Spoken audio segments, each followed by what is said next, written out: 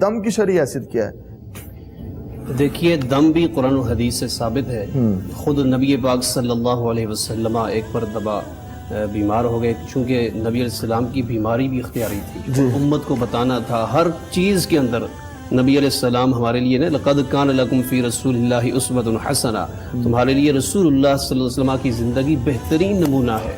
آپ دیکھیے نبی علیہ السلام نماز پڑھا رہے تھے، اللہ تعالیٰ نے بلا دیا تاکہ عوام دنیا کو پتہ چل جائے، امت کے لیے آسانی ہو جائے کہ اگر دوران نماز کوئی بھول ہو جائے تو اس کا ازالہ کس طرح کرنا ہے. اسی طرح نبی علیہ السلام بیمار ہو گئے.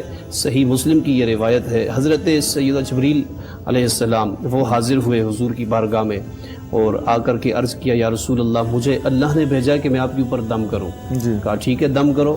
انہوں نے دم کیا. بسم اللہ ارقیک من کل شیء یؤذیک من شر کل نفس او عین حاسد اللہ یشفیک بسم اللہ ارقیک. حضرت جبریل امین نے نبی علیہ السلام پر دم کیا تو میرے آقا صلی اللہ علیہ وسلم بالکل آپ ٹھیک ہو گئے. ٹھیک ہے. اور یہی وجہ ہے کہ سرکار کے پاس کوئی بھی آتا نا کوئی بیمار تو حضور علیہ السلام اسے چاہے تو پھونک کے ذریعے دم فرماتے، چاہے تو وہ اپنا لعاب دہن لگاتے، تو چاہے تو اپنا جھوٹا پانی اسے عطا فرماتے. تو ایک صحابی رسول تھے، ان کی 4 شادیاں تھیں. حضرت عتبہ رضی اللہ تعالیٰ عنہ. تو یہ جب گھر میں داخل ہوتے تو عمدہ قسم کی خوشبو ان سے آتی.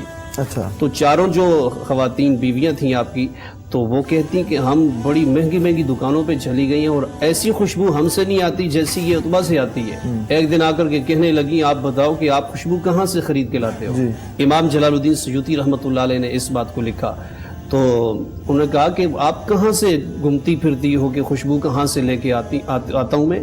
یہ خوشبو کوئی عام خوشبو نہیں، میں بچہ تھا بیمار ہو گیا تھا، میری والدہ نے بڑے بڑے طبیبوں کے پاس مجھے لے کر کے گئی، لیکن کسی جگہ پر بھی مجھے علاج نہ ہوا، میں ٹھیک نہ ہوا. تو کسی نے بتایا کہ نبی پاک صلی اللہ علیہ وسلم کی بارگاہ میں لے چلو اپنے بچے کو. تو مجھے میری والدہ حضور کی بارگاہ میں لے گئیں تو حضور علیہ السلام نے مجھ پر دم فرمایا اور پھر اپنا ہاتھ مبارک میرے پورے جسم پہ پھیرا.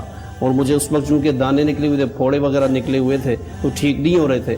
حضور کا ہاتھ مبارک پھرنا تھا وہ دن اور یہ دن میرے جسم سے خوشبو بھی آتی ہے اور اللہ نے حضور کے دم کی برکت سے مجھے شفا بھی عطا فرما دی.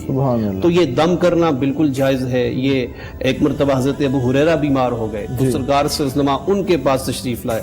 کہا کہ آج آپ کو میں ایسا دم کرتا ہوں جیسے جبریل نے مجھے دم کیا تھا. آپ نے اسی طرح وہی دم کیا. بسم اللہ ارقیک من کل شیء یؤذیک من شر کل نفس او عین حاسد اللہ یشفی کا بسم اللہ ارقیق. یہی دم نبی علیہ السلام نے حضرت سیدنا ابو ہریرہ رضی اللہ تعالی عنہ پہ فرمایا. چونکہ اللہ کی کلام کے اندر بڑی طاقت ہے. 6 آیات شفا قرآن مجید میں ہیں اور ان 6 آیات کو اگر بیمار پر دم کیا جائے تو اس کی برکت سے بیمار ٹھیک ہو جاتا ہے.